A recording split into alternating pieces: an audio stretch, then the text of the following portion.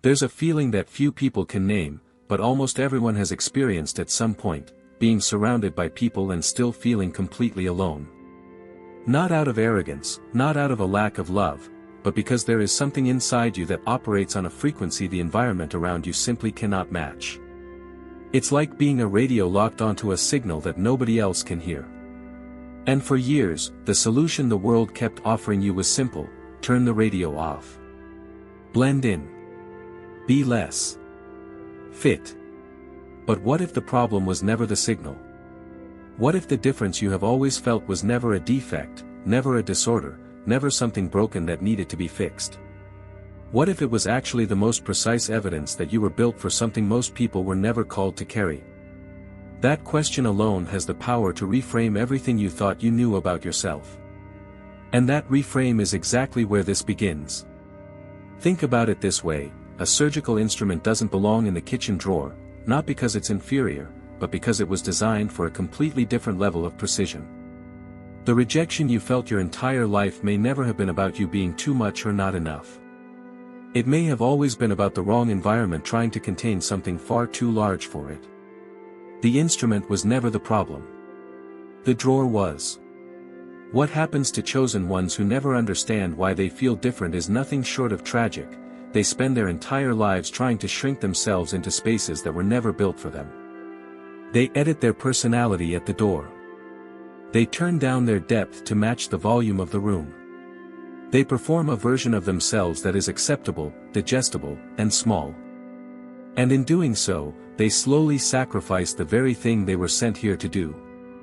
By the end of this video, you will finally have the language for what you have always felt inside but could never fully explain. You will understand why you were built this way, and why that construction was never accidental. Most importantly, you will walk away with something far more valuable than information: the permission you never gave yourself to stop apologizing for who you are, stop shrinking for who they are, and start becoming everything you were always meant to be. Let's get something straight from the beginning, because this might be the most important thing you hear today: feeling different is not arrogance. It is not a superiority complex, it is not ego, and it is not you putting yourself above everyone else. It is something far more precise than that. It is an accurate perception of a real distinction that was placed in you before you even arrived here. The problem is that nobody ever gave you the right framework to understand it. So instead of seeing it as a mark, you spent years treating it like a malfunction. And it was never a malfunction. What you carry is not social anxiety, not an inability to connect, not some personality disorder that needs to be managed or medicated into silence. It is a specific kind of separateness that exists at the level of purpose, not personality. You can be warm, funny, loving, and deeply relational, and still feel fundamentally set apart from the people around you. That tension is not a contradiction. That tension is the design. The Bible understood this long before psychology tried to pathologize it. Jeremiah was told by God that he was set apart before he was even formed in the womb, before he had a name, before he had a choice, before he had done anything to earn it. John the Baptist lived in the wilderness not because he was antisocial, but because the city couldn't contain what he carried. And Jesus himself, the most chosen of all, was consistently misunderstood by the very people who were closest to him. If even they walked through it, what makes you think your story would be any different? Here is what being a chosen one who feels different is not about. It is not about being better than anyone. It is not a hierarchy. It is not a reason to look down on the people around you or to feel entitled to some special treatment. It is about being assigned to something that required a different kind of construction. A violin and a drum are both instruments, both capable of moving people to tears, but you would never hand a violinist a drumstick and tell them to figure it out. Different design. Different purpose. Neither one is wrong. Think of it like this: a surgical instrument and a kitchen knife are both sharp, both useful, both necessary in their own world.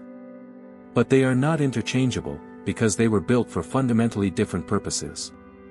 The surgical instrument doesn't belong in the kitchen drawer, and spending its entire existence there would be a waste of everything it was made to do.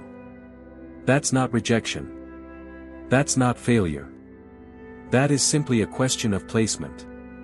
And what you're beginning to understand right now is that maybe, just maybe, you have been in the wrong drawer your entire life. You have never fully fit anywhere, and if you are honest with yourself, you have known that for a long time. Not in your family, not in your friend group, not in your workplace, not even in the spaces that were supposed to feel most like home. There was always something slightly off, like a puzzle piece that was almost the right shape but never quite clicked into place. You learned to smile through it, to perform belonging well enough that nobody would notice. But you noticed. You always noticed. You feel things more deeply than the people around you, and for most of your life, that was treated like a problem. Their ceiling of emotion was your starting point, and you spent years trying to turn yourself down to match their volume. You cried at things they shrugged off. You carried weights they never even felt. You stayed up at night processing conversations they had already forgotten. And instead of someone telling you that your depth was a gift, the world handed you a label: too sensitive, too emotional, too intense. As if being fully alive was something to be ashamed of. You see things others don't, and that has probably made you feel crazy more than once. Patterns that nobody else noticed. Motives that hadn't revealed themselves yet. Outcomes that seemed obvious to you but invisible to everyone standing right next to you. Spiritual realities that you couldn't always explain but could never quite ignore. The ones around you moved through life on the surface, and you were down in the deep end, seeing everything the shallows couldn't show. That's not a disorder. That is discernment, and discernment is one of the rarest things a human being can carry. You have been called too much your entire life, too sensitive, too serious, too deep, too quiet, too loud, too different, too everything. And somewhere along the way, you started to believe it. You started editing yourself before you even walked into a room. You started apologizing for your intensity before anyone complained. You started making yourself smaller as a preemptive strike against rejection. But here is the truth nobody told you: the word too was never a criticism. It was a description. A description of someone who was built beyond the standard measure, and the standard measure was simply never designed to hold you. Shallow conversation physically exhausts you, not because you are antisocial, but because surfaces require you to pretend to be less than you are. And pretending is expensive. You were built for depth, for meaning, for conversations that actually go somewhere, for connections that cost something real. Small talk doesn't just bore you, it drains you, because somewhere in your body you know that every minute spent on the surface is a minute stolen from the depth you were made for. And underneath all of it, there has always been this unshakable knowing, quiet, persistent, impossible to fully silence, that you are here for something specific. Something particular. Something that has your name on it. You just haven't found the room for it yet. Here is a question worth sitting with: if God is intentional, and everything about your construction suggests that He is, then why would He build someone to feel perpetually out of place? Why would a loving Creator design a person to move through life feeling like they never quite belong anywhere? The answer is simpler and more profound than most people are ready to hear. Sameness produces conformity. And conformity, in all of human history, has never once changed anything. The ones who were built differently were built to interrupt patterns, not fit into them. The feeling of difference is not a side effect.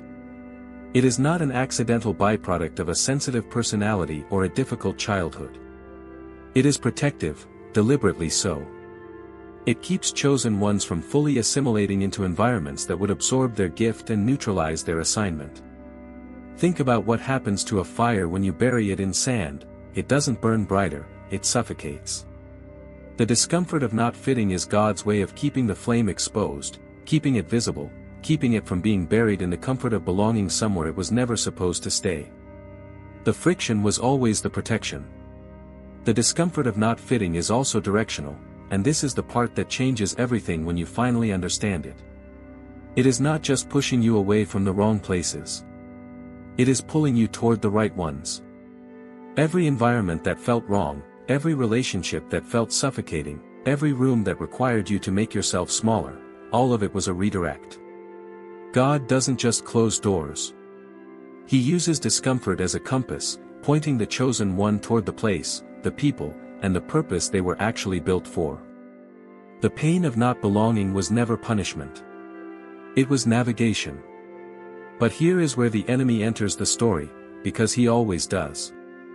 The enemy takes the feeling of difference, which was designed by God as a mark of assignment, and uses it as a weapon.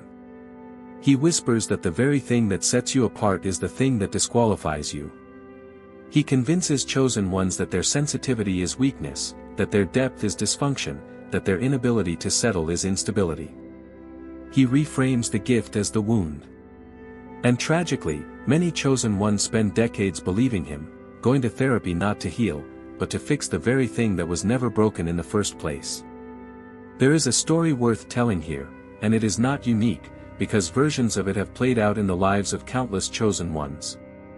Someone who spent years trying to medicate the feeling of being different. Who sat in offices being told that the sensitivity, the intensity, the inability to fully belong anywhere, were symptoms of something that needed to be corrected. Who worked tirelessly to become more normal, more palatable, more easy to be around. Until one day, something shifted, and they stopped trying to fix it. And in that stopping, they discovered that what they had been trying to eliminate was actually the most valuable thing about them. The sensitivity was the gift. The depth was the gift. The inability to settle for less than what they were built for, that was the gift all along. Everything you have ever felt, every moment of not fitting, every season of isolation, every relationship that couldn't hold the weight of what you carried, was always pointing somewhere.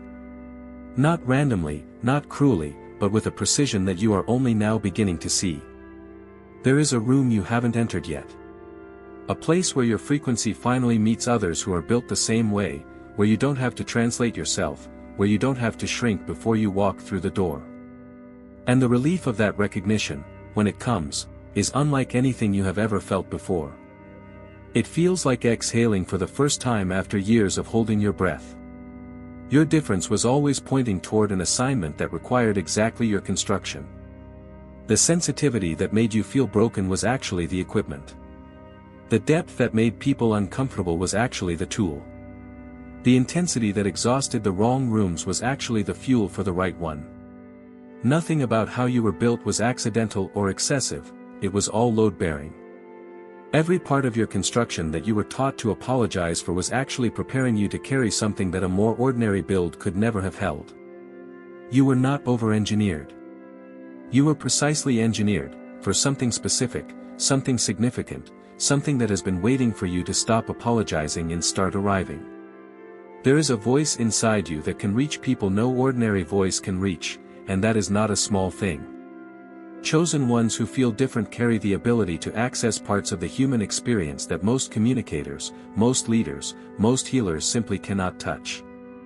Because you have lived in the deep end, you can speak to the people drowning there. Because you have felt what it is to be misunderstood, you can sit with the ones who have never felt seen. Because you have carried weight that most people never encounter, you have an authority in those spaces that cannot be manufactured, cannot be learned in a classroom, and cannot be faked. Your suffering was never wasted. It was being converted into something. Everything that felt like suffering for being different was forming the capacity to carry what is coming. That season of isolation was not abandonment, it was formation. That period of being misunderstood was not rejection, it was refinement. The weight that felt like it was crushing you was actually building the kind of strength that only comes from carrying things that are genuinely heavy. Think of it like a deep-sea vessel. It is not built with thin walls because the builder was careless, it is built with thick walls precisely because it was designed to go where the pressure is greatest.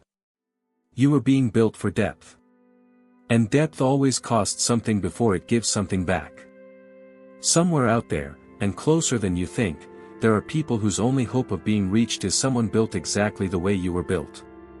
Not a polished version of you. Not a shrunken, edited, more acceptable version of you. You, fully and unapologetically. Your difference is not just your identity, it is their access point. There is a story worth sitting with here, someone who spent years hiding the very things that made them different, until the day they finally stopped. And in stepping into the fullness of how they were built, the depth, the sensitivity, the intensity, all of it, they discovered something that changed everything. The very things they had been most ashamed of were the exact things that made people look at them and say, "You are the first person who has ever made me feel truly understood." The first thing you need to do, and this is harder than it sounds, is stop trying to fit into rooms that require you to make yourself smaller just to get through the door. Every time you edit your personality before walking into a space, every time you pre-apologize for your intensity, every time you dim your depth to make someone else more comfortable, you are paying a price that is far too high for something that was never worth buying. The right room will not ask you to leave pieces of yourself in the hallway. The right room will not require an edited version of you at the entrance. The right room will be the first place in your life where the full version of you is not just tolerated, it is exactly what was needed. Stop explaining your depth to people who have made a decision to stay on the surface, because that conversation will never end the way you want it to. You cannot logic someone into a level of understanding they are not built for, and chasing their validation is not just exhausting, it is a distraction from your actual assignment. Not everyone is supposed to understand you. Not everyone was placed in your life to get it. Some people were simply not designed for the frequency you carry, and that is not a failure on either side, it is just a fact of design. Release the need for universal approval, and you will free up an enormous amount of energy that was being spent in entirely the wrong direction. Find your frequency, and understand that this is not optional, it is oxygen. One person, one community, one space where the difference is not something to be managed or explained but simply recognized. Where someone looks at the parts of you that the world called too much and says, "Finally, someone built like me." That recognition is not vanity. It is not weakness. It is one of the most spiritually significant things a chosen one can experience, because it confirms what you always felt but could never prove, that you were not made wrong, you were just placed wrong. And placement is something that can always be changed. Let the difference lead, because it has always been trying to. The things that make you feel most like yourself, most alive, most unmistakably and unapologetically you, are not random. They are directional. They are pointing at something. The conversations that light you up, the problems that you cannot stop thinking about, the kind of impact that makes you feel like you are finally operating in the right gear, all of it is a map. Follow it. Stop waiting for someone to give you permission to move in the direction that everything inside you has already been pointing. The difference was never the obstacle. The difference was always the direction. Stop waiting to feel normal before you take the next step, because normal was never the destination, and it was never going to come. The chosen one who waits to feel like everyone else before stepping into purpose will wait forever, because that feeling is not coming. It was never part of the design. What is coming, what has always been coming, is something far better than normal, it is alignment. The moment when who you are and what you do and who you serve all collapse into the same point, and for the first time in your life, the frequency you carry finally has a place to land. That moment does not begin when you feel ready. It begins when you decide to stop shrinking, and start speaking the truth of what you were always built to be.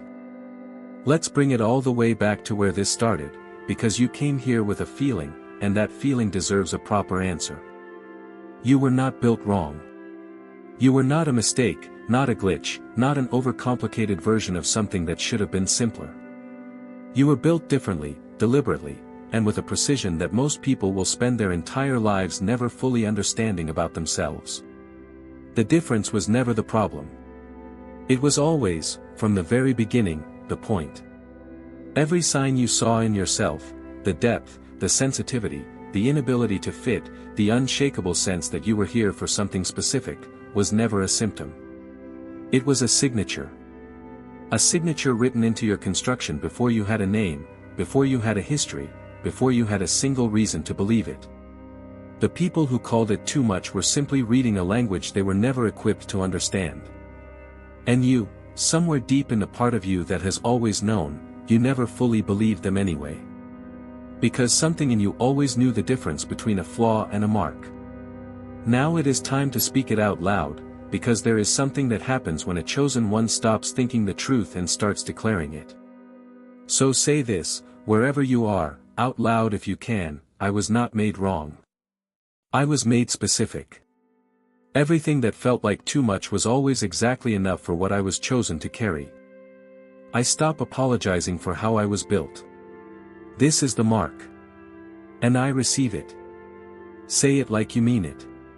Say it like you are giving yourself back something that was taken from you a long time ago, because you are. Now here is the question that matters, the one that gets to the center of everything this video was really about. What is the one thing about yourself that you have always been told was too much, the thing you spent years trying to fix, hide, shrink, or silence, that you are now beginning to understand might have actually been your greatest gift all along? Think about it. Sit with it. And then do something brave, write it in the comments. Say it out loud in a space where someone else might read it and finally feel seen for the very first time.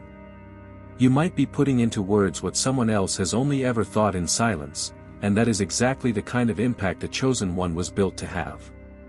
You made it to the end of this video, and that is not a small thing. Not everyone has the courage to sit with this kind of truth about themselves, to look directly at the thing that has always made them feel different and choose to see it as a gift instead of a wound. But you did. And if this spoke to something real inside you, if something here confirmed what you have always quietly known, then do not let this be the last conversation. Subscribe to this channel and turn on the notifications, because this is only the beginning of what we are going to uncover together. The chosen one who found this video today was not here by accident. And neither is what comes next.